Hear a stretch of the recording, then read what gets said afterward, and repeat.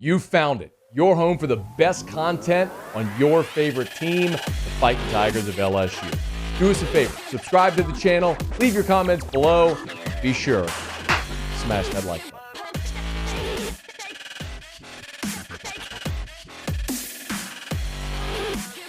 I did read your recap of the spring scrimmage, so I want to go through some of the bullet points that you mentioned. First and foremost, let's start with Will Campbell at left tackle. How significant, how much should we read into that now at the midway point of spring practice? Yeah, I think to some extent, I think it's fair to read into it a decent bit just because the same person that has kind of been prefacing everything the last 3 weeks with guys like, hey, we're trying different combinations, nothing means anything. The same guy saying, hey, Will Campbell, hey, he's a freshman, he looks really good, but I'm not saying he's going to start.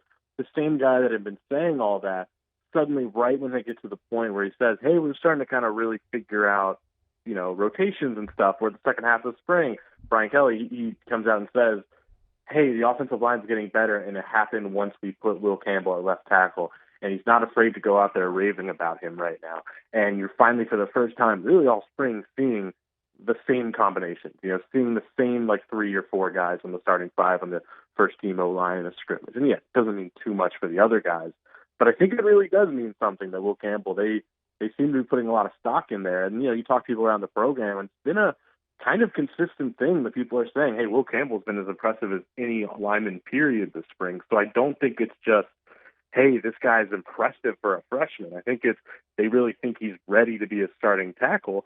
And it seems like they're pretty happy with the way that opened everything else up, right? The way it helps out, what they want to do with other guys at guard and tackle. It helps 2 guys focus in Dumerville and Wire at right tackle. I think it gives them some flexibility. So, again, I don't think he literally has the job, but it does seem like it's actually worth kind of reading into, for lack of a better term. Brody, if Will Campbell does emerge out of this spring and they're comfortable that he could be their left tackle, do you think they're still looking to supplement offensive line in the portal? Definitely. Okay.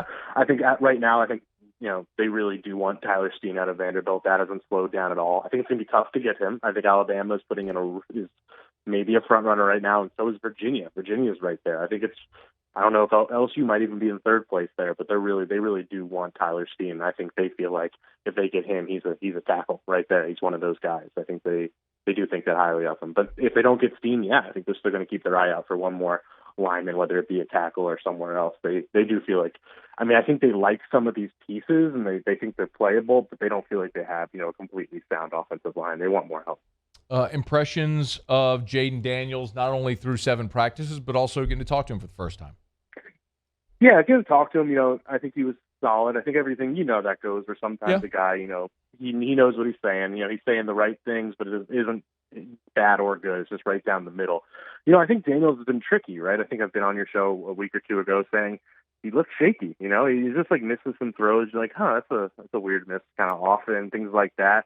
But then I've heard that, and we didn't get to see all this, but I heard last week he had 2 of the best practices of anybody last week. So I do think that he's starting to get some momentum there, get some comfort. And yes, he does look really good running the ball. He looks special with it. I don't want to get too extreme on the rest of it. I don't know if he's ready to be a full-time SEC starter, but he does add something special there that no one else really does. And it's going to be tricky. I think the big takeaway I've had from everyone I've talked to the last week or 2 is this is more than just a 2-man race. I think this is a 3-man race with Daniels, Brennan, and Garrett Nussmeier. But I do think Daniels is at least his stock is going up. He's on Twitter at Brody A. Miller. He's at The Athletic. Go read his stuff there. I want to flip it over to the defensive side of the ball. Maybe the most significant news is Jark Bernard-Converse has a fracture in his foot. So it sounds positive, right? Like he'll be back for the start of fall. But in the meantime, who takes those reps as the number 1 corner with Jark Bernard-Converse out? Yeah, like you said, I think in the big grand scheme, they're not too worried about Bernard-Converse himself. And to your point, I think what's worrisome is all of a sudden you look at practice and you see if he's out, the first team corners, outside corners, are suddenly Mekhi Garner as expected, and Demarius McGee, the rising sophomore who I don't think his stock's that high yet, and or Redarius Jones is next up, or they're trying Jordan Tolles there, and that's I think that's where you're like, oh, it isn't as much about his injury as much as you actually can see and notice how thin that depth is there.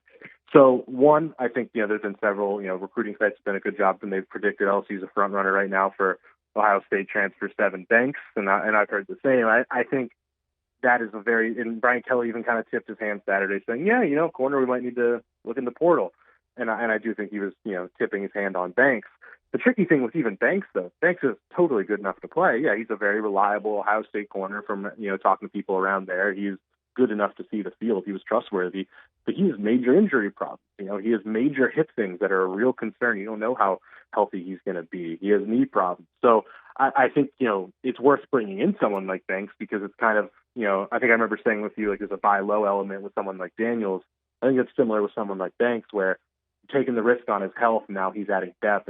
So I think you have to look at Banks. The other really interesting piece is Greg Brooks, the nickel, obviously from Arkansas, told us that he is spending the second half of spring at outside corner. And I think that was always the plan, was to let him try both spots just to add versatility. It's like, hey, you're clearly the starting nickel, but I think it's smart because the things we're talking about. It's like if Bernard-Converse is out, I think Sage Ryan's a better backup at nickel than Demarius McGee is at the outside corner spot. So it makes sense that if they need to, they can make Brooks at outside corner and let Sage Ryan go. So I think they have some options, but yeah, they have depth problems at corner for sure. You know what, the Birdie, this is all sort of validated, right? It sounds like the spots where they're going to be thin are corner and linebacker, but they should be really good on the defensive line and at safety. I'm trying to temper expectations, but it seems like where they have numbers and really good options there. Has that borne out so far halfway through spring? No, I think that's pretty much dead on. Safeties look really good, and Major Burns is even out there right now. D-line should be one of the better D-lines in the country. I think that is accurate. I think linebackers should be stable. I don't know if I'm confident in any one spot, but I do think they've done a good job bolstering it where Greg Penn's had some really good moments. Mike Jones just looks like a clear starter and one of the guys they really just trust, character, all that stuff combined. And then obviously it's like Micah Baskerville's probably the backup, and he's an experienced starter as of right now. So I think you feel better about that, especially knowing Harold Perkins is coming in and whatnot. So I think linebackers okay. Safety and linebacker and D-line, to your point, are really strong.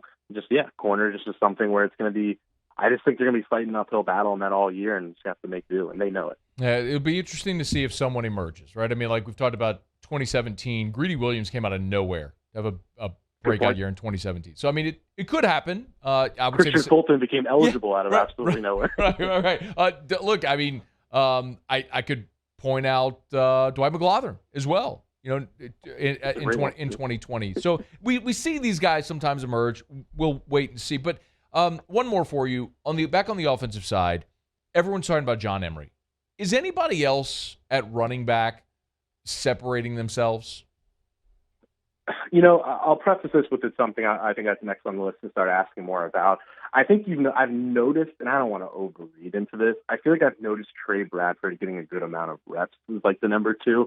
I'm not going to overread into that, but he has looked pretty impressive in just what I've seen. He is the most experienced in theory, and I think that's kind of interesting. I feel like I see him getting a lot of touches, but yeah, it's tricky, right? Because you have so much talent there. Kiner, Goodwin, they're kind of in that zone that Emery and Davis Price were in for like 2 years of. They're going to be really good, or they should be, but is it all there yet? I don't fully know, but that is definitely the next thing for me to look into. Brody Miller, he's on Twitter at Brody A. Miller. You can read his stuff at The Athletic. Always good enough to spend a couple of minutes with us. Thanks, man. We appreciate you. Thanks as always. I appreciate it. Hey, thanks so much for watching. Please leave your comments. I love to interact. And be sure to hit the red subscribe button below.